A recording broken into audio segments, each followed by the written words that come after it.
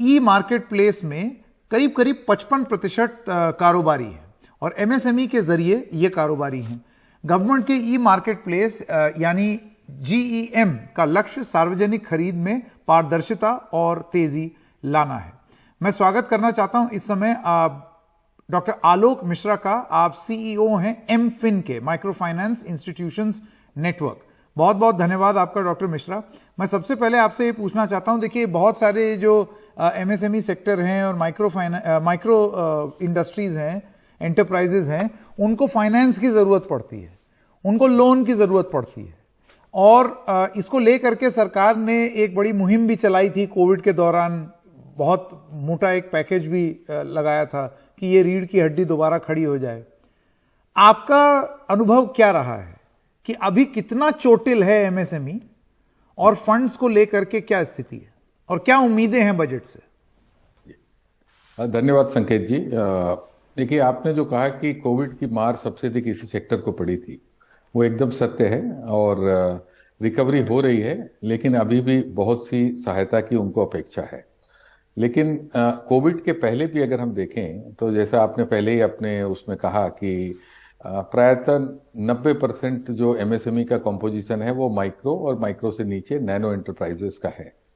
और वहां पे अगर हम क्रेडिट गैप को, सिर्फ क्रेडिट की बात करें, वैसे तो एमएसएमई सेक्टर में कई चीज़ों की इश्यूज हैं। स्किल्स का इशू है, टेक्नोलॉजी का इशू है, रिसीवेबल्स का इशू है, टैक्स का इशू है। बट अगर हम सिर्फ क्रेडिट गैप की बात करें तो ऑलमोस्ट किसी भी आप रिपोर्ट को देखेंगे तो उसमें कहा जाता है कि अराउंड माइक्रो और नैनो एंटरप्राइजेस में अभी भी 60 से 70% जो फाइनेंसिंग है वो स्वयं कहीं से अरेंज करके वो करते हैं, इनफॉर्मल सोर्सेज से, फ्रेंड्स, फैमिली, रिलेटिव से। सो एक बड़ा क्रेडिट गैप वहां पे है और उसको करने के लिए कैसे उसको किया जाए, गवर्नमेंट ने कई स्टेप्स लिए हैं। जैसा कि आप जानते हैं, मुद्रा लॉन्च हुआ था कई सालों पहले, 6-7 साल हो गए हैं, और क्रेडिट गारंटी स्कीम भी कोविड में दी थी, लेकिन अभी बहुत काम करने की जरूरत है। अब मैं आता हूं आपकी बात, जब आपने कहा कि और आपकी बजट से क्या अपेक्षाएं हैं और क्या क्या करना चाहिए। तो हमने बजट में तो, बिकॉज हम financing institutions, NBFC, MFI, small finance banks के ही देखते हैं जो माइक्रो फाइनेंस करते हैं, तो हमने तो क्रेडिट के बारे में ही रिक्वेस्ट किया है।